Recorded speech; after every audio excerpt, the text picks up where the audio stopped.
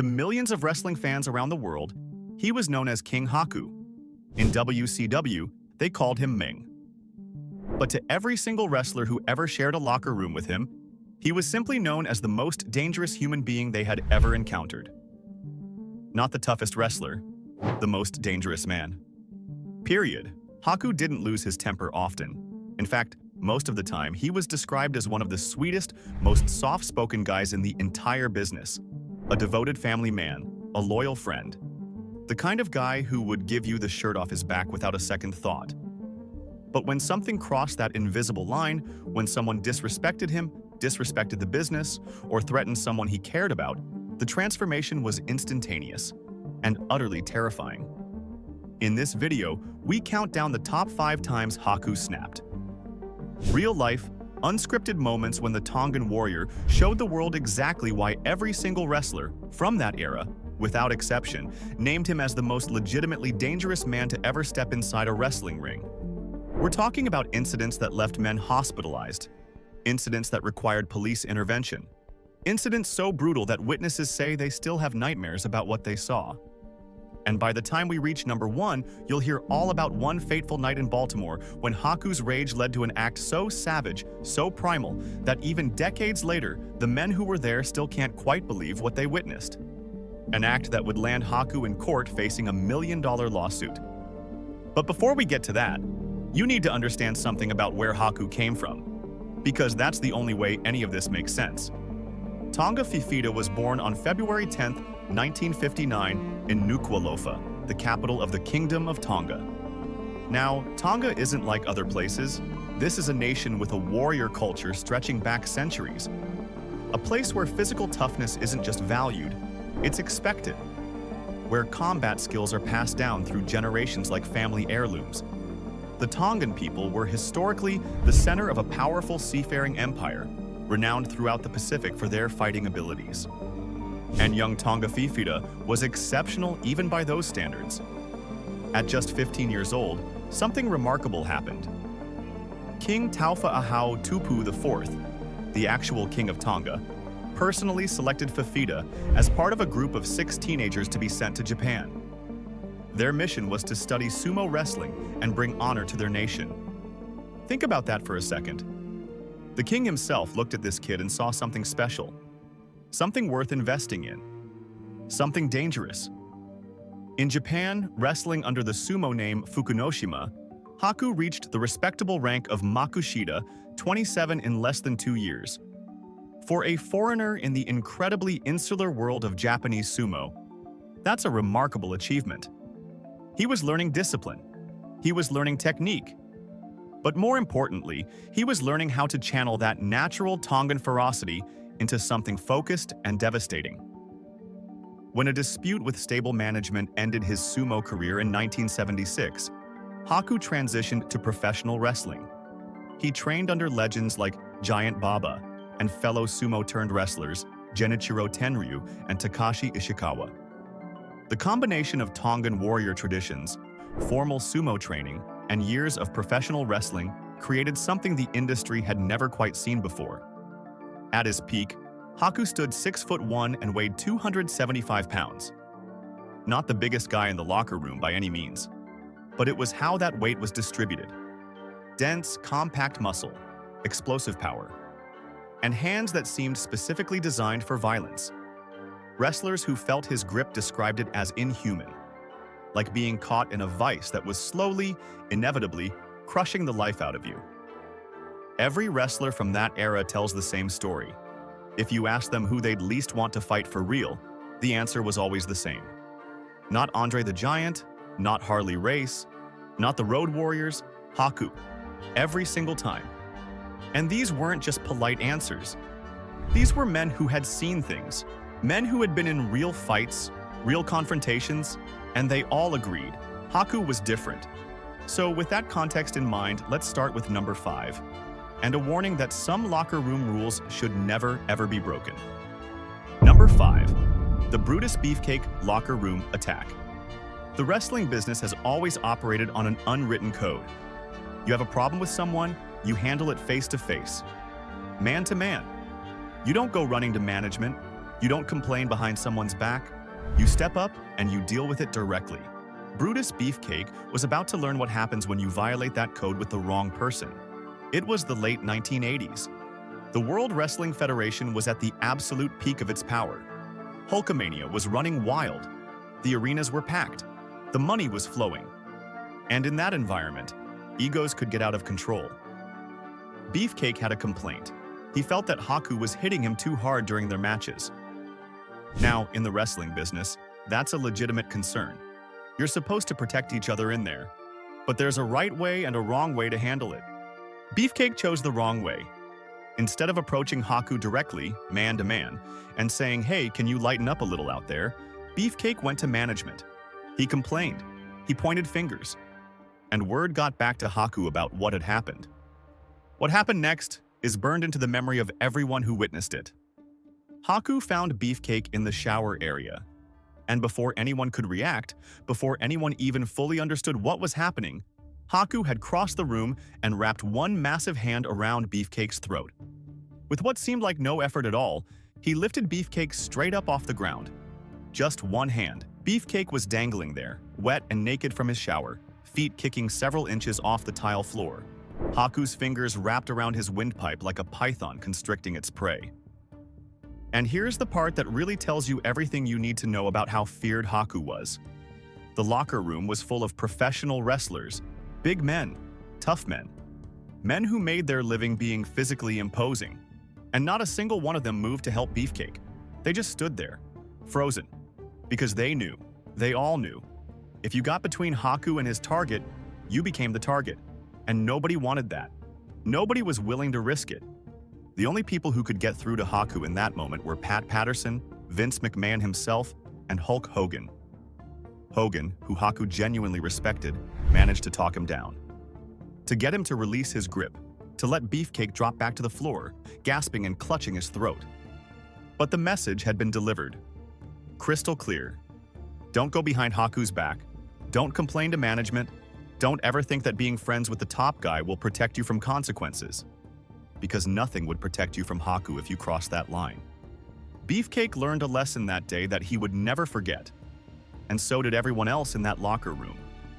Some rules exist for a reason, and Haku was the enforcer of those rules.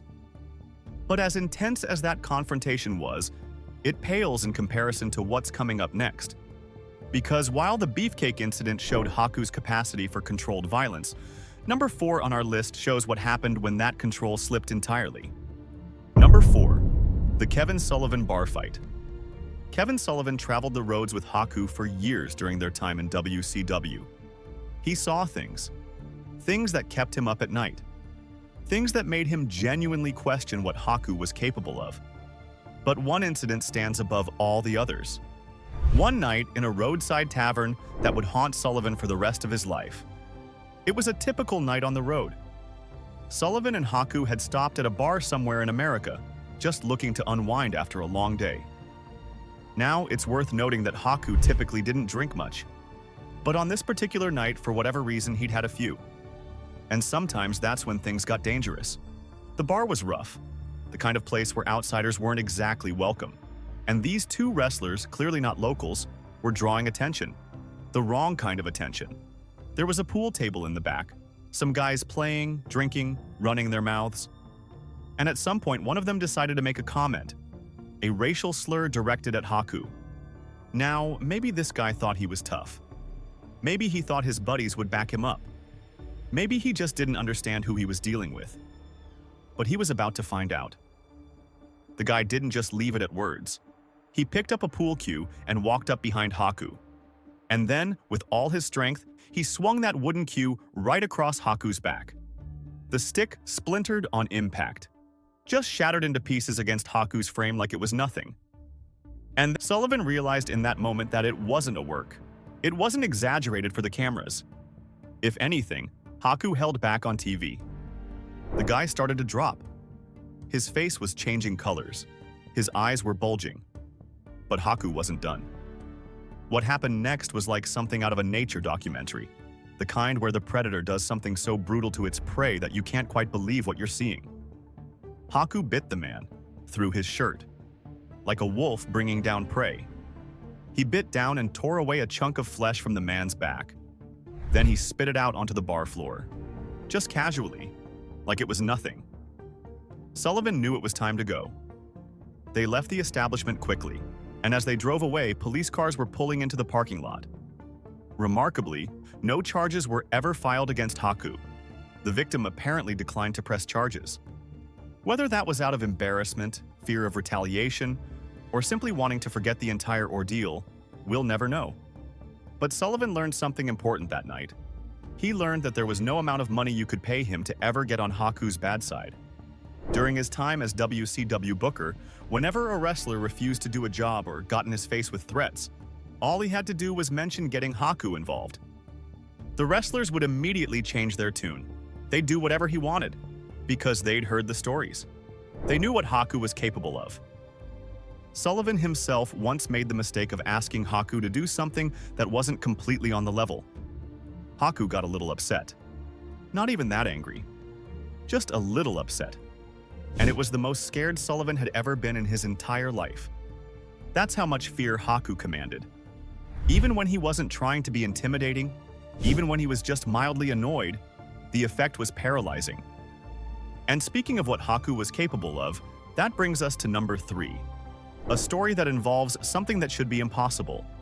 Something that sounds like an exaggeration, except for the fact that multiple wrestlers who were there have all told the same version.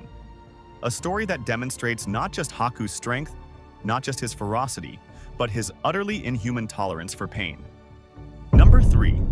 The St. Louis police confrontation. This incident has been corroborated by Rick Steiner, Shane Douglas, the $1 Million Man, and Bill Goldberg.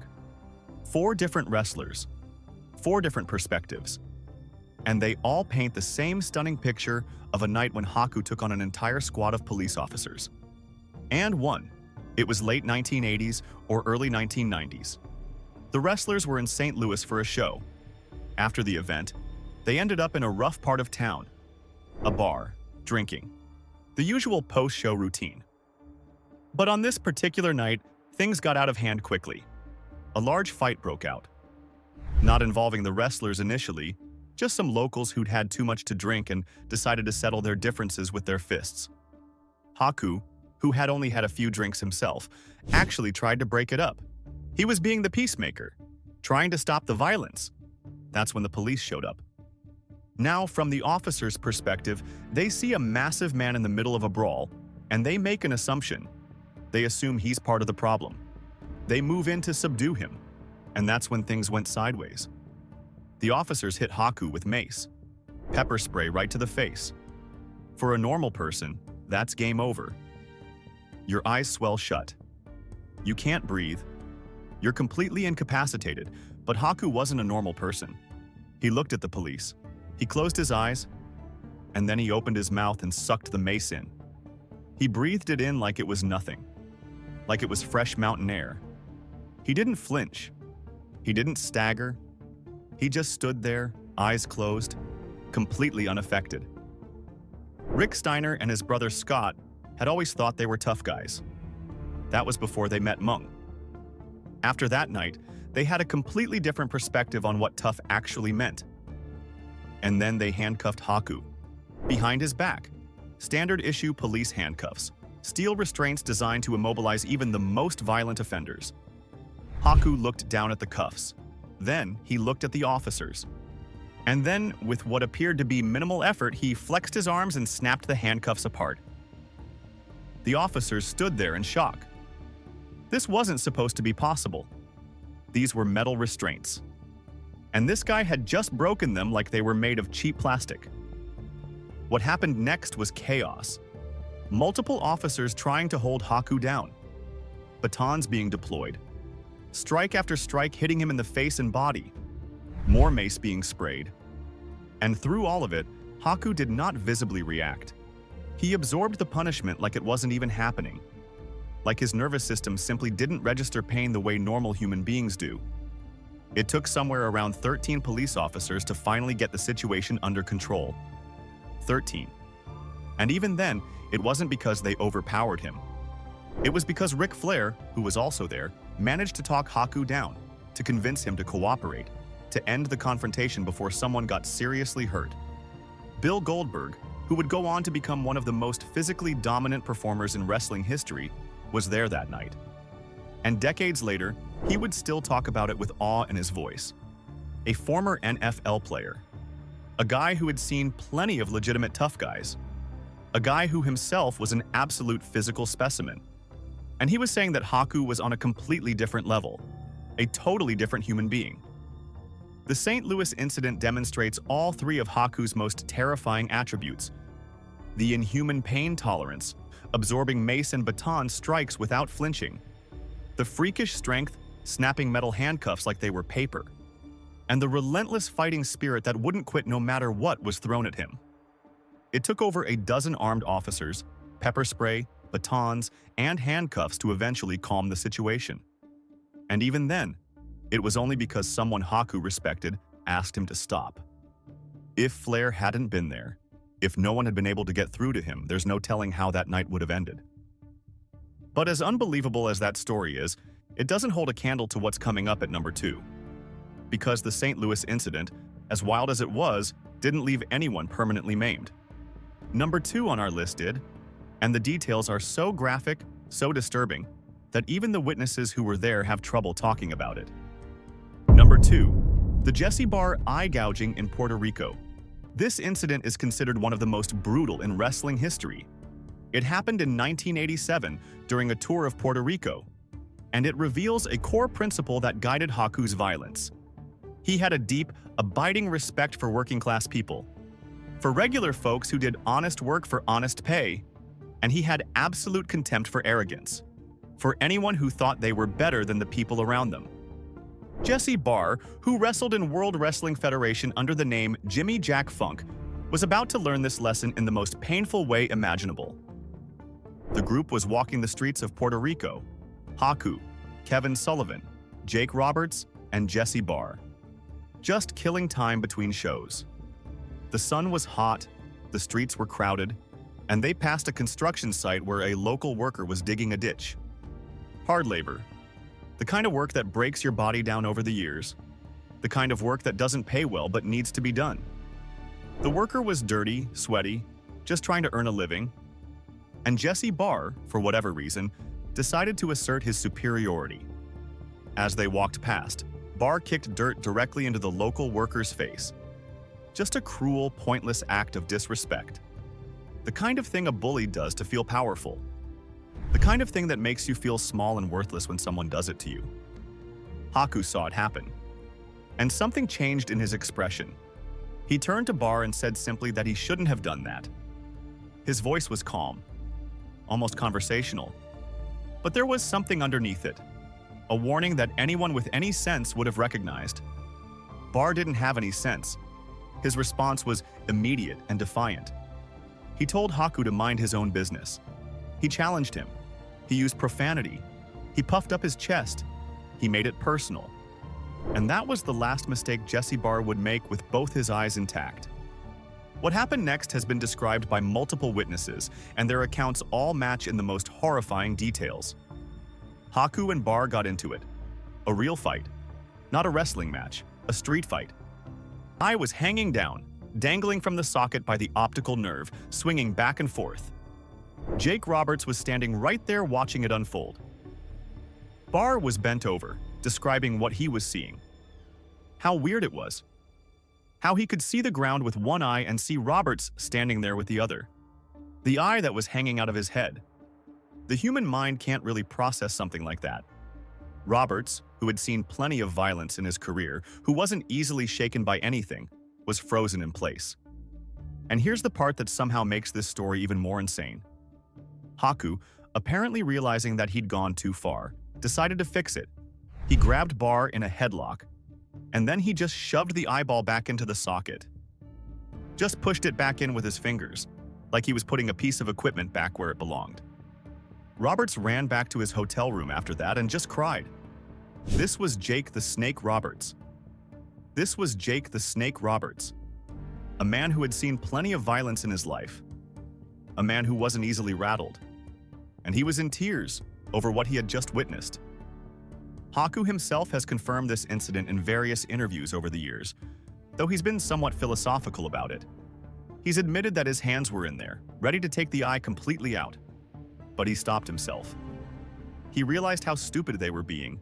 They were supposed to be brothers on the road together, colleagues. And here he was, about to permanently blind a man over a moment of disrespect. Bar was hospitalized. He required significant medical attention.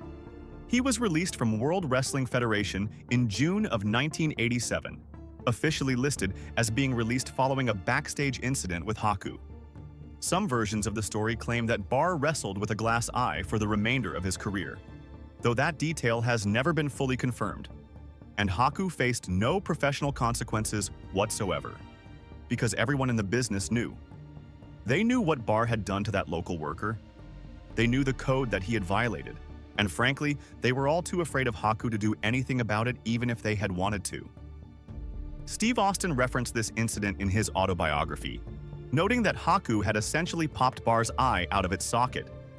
Coming from Stone Cold, a man who wasn't prone to exaggeration, that's significant confirmation of just how brutal this encounter was. The Jesse Bar incident stands as perhaps the most graphic example of what happened when Haku's temper was unleashed. It's a reminder that beneath the friendly demeanor, beneath the soft-spoken exterior, there was something primal. Something that could emerge at any moment.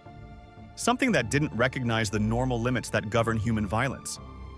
But even that horrifying incident isn't number one on our list, because sitting at the top, in the position of the most infamous moment in Haku's legendary history of violence, is a story that became so famous it transcended wrestling entirely.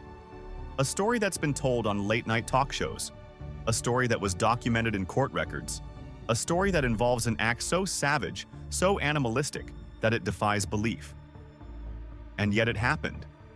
We know it happened because Haku himself has confirmed it, because witnesses were there, because the lawsuit is a matter of public record. Number 1. The Baltimore Airport nose-biting attack. This is the incident that defines Haku's legend, the story that gets told whenever anyone asks about the toughest man in wrestling history. The moment when Haku proved, beyond any shadow of a doubt, that calling wrestling fake to the wrong person could have permanent, disfiguring consequences. It was 1988 or 1989, depending on which account you believe. The location was a hotel bar near Baltimore Washington International Airport.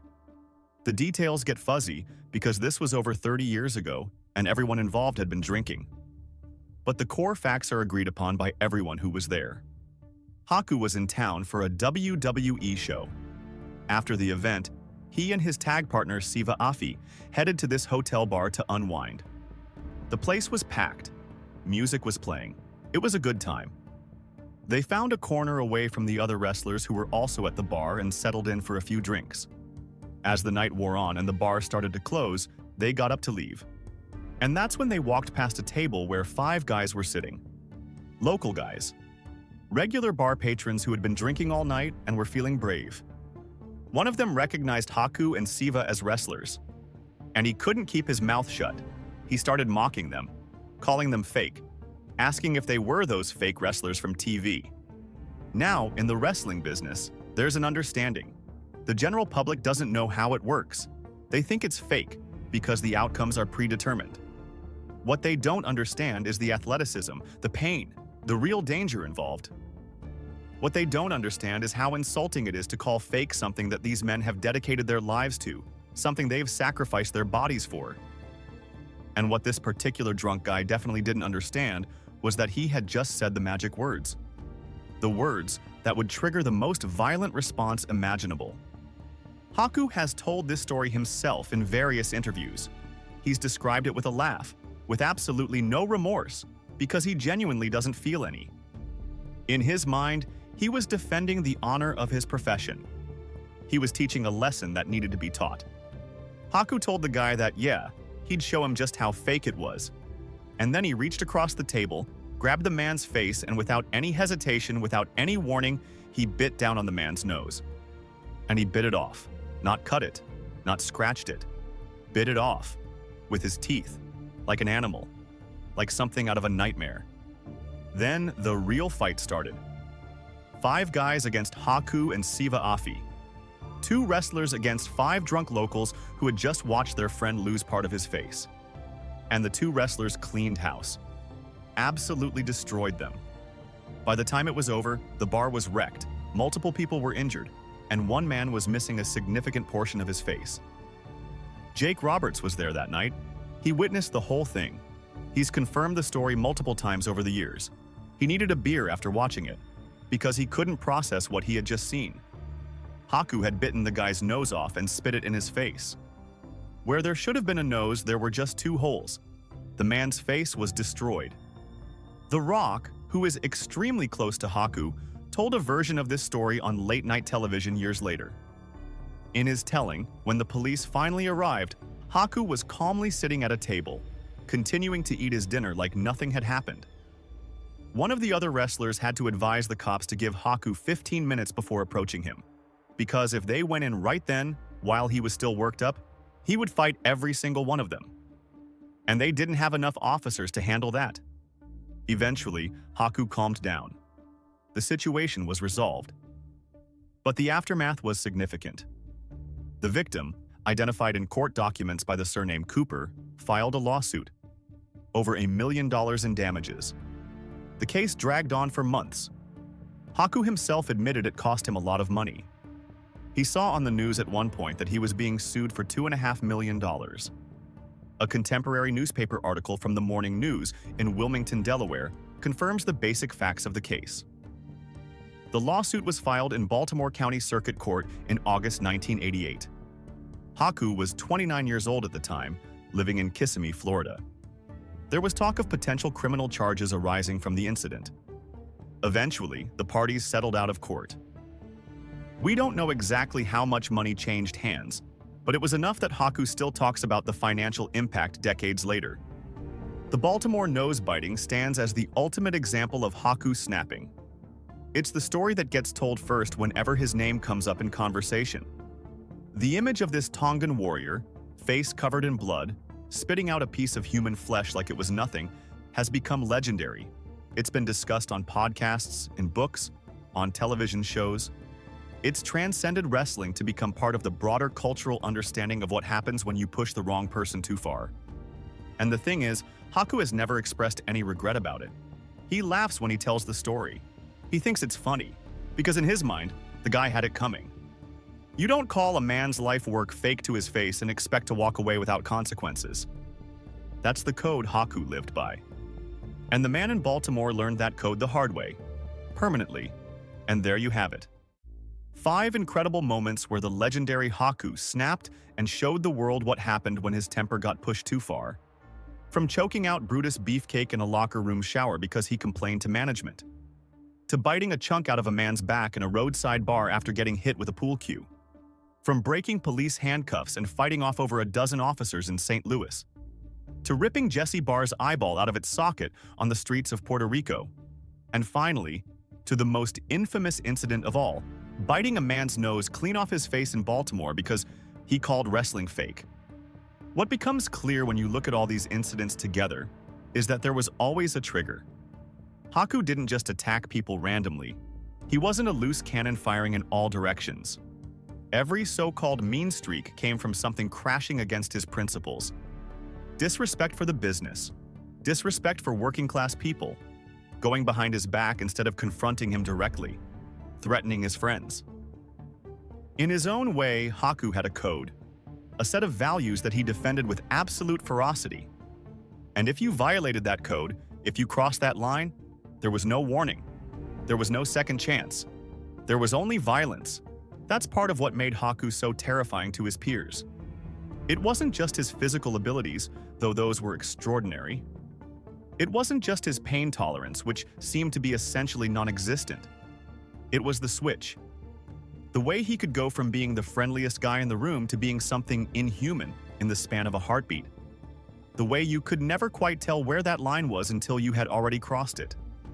Wrestlers have spent decades trying to put into words what made Haku different from everyone else they had encountered.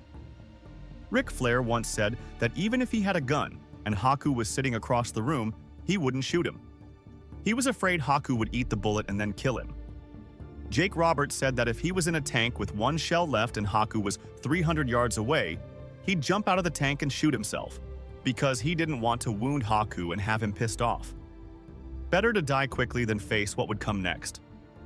Perry Saturn was once asked who would win in a fight between himself, Barbarian, Meng, Scott Norton, Jim Duggan, Fit Finlay, and both Steiner brothers. 8 legitimate tough guys. His answer was immediate and without hesitation. Meng. Nobody else would stand a chance. Not even a question. He could kill everyone without blinking, and there would be nothing anyone could do about it. Arn Anderson put it best. He said there are 3 types of men in the world. There are tough men. There are wrestler tough men. The guys who can handle themselves in the rough and tumble world of professional wrestling. And then there's Meng. He was in a completely different category than anyone else on the planet. Bobby Heenan, who managed Haku during his WWE years, called him the toughest man, not just wrestler, he had ever met in his life. Heenan witnessed Haku in a bar fight once, and he saw Haku reach into a man's mouth and break off his bottom teeth with just 2 fingers. Just snapped them right off. If Heenan hadn't been there and seen it himself, he wouldn't have believed it was possible. And Bobby Heenan also revealed something else. The only 2 men in the world that Andre the Giant himself feared were Haku and Harley Race. Think about that. Andre the Giant, the 8th wonder of the world, the biggest and most dominant presence in wrestling history, was afraid of Haku. That tells you everything you need to know. When Haku was in the locker room, everyone behaved themselves. Everyone followed the code.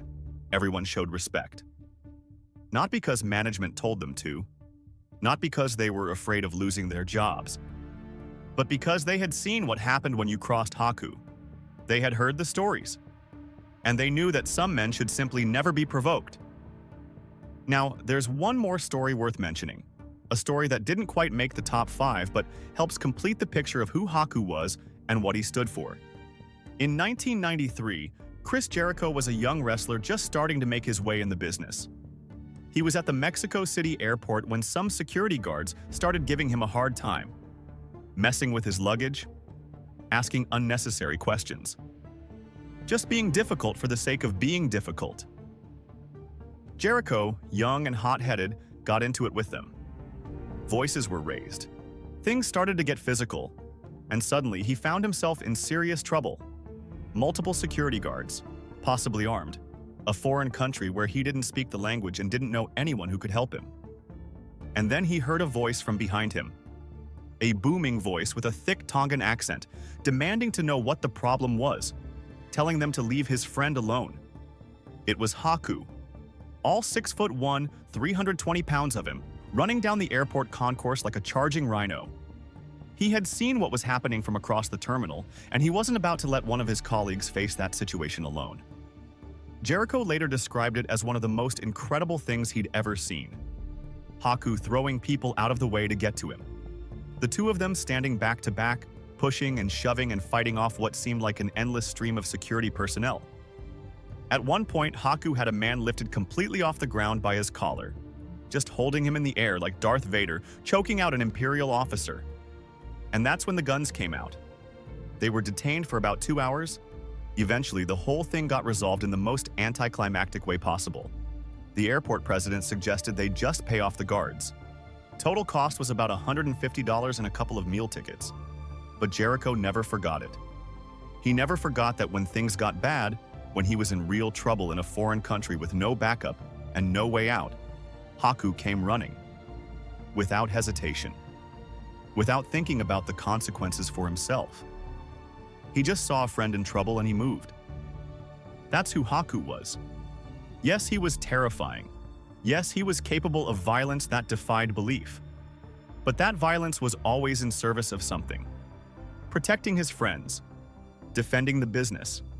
Standing up for people who couldn't stand up for themselves. The construction worker in Puerto Rico whose face got kicked with dirt. Haku defended him. The wrestlers who followed the code and showed proper respect. Haku protected them. The business itself, the art form that he had dedicated his life to. Haku would go to war for it.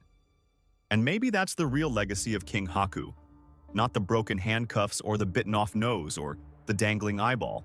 Those are just the symptoms of something deeper.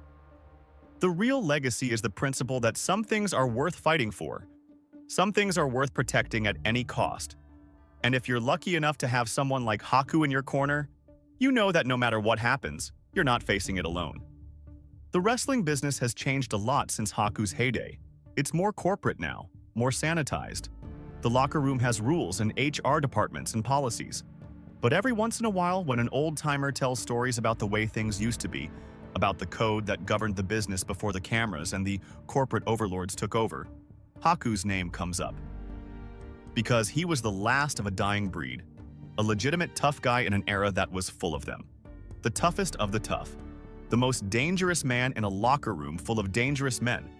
They don't make them like Haku anymore. And maybe that's for the best. Maybe the world is a safer place without men who can snap handcuffs and bite off noses. But it's also a less interesting place. A place with fewer legends. Fewer stories that make you lean forward and say, wait, that can't be real. Fewer moments where the impossible becomes possible and the line between man and myth starts to blur. Like and subscribe for more hard-hitting wrestling documentaries. Until next time.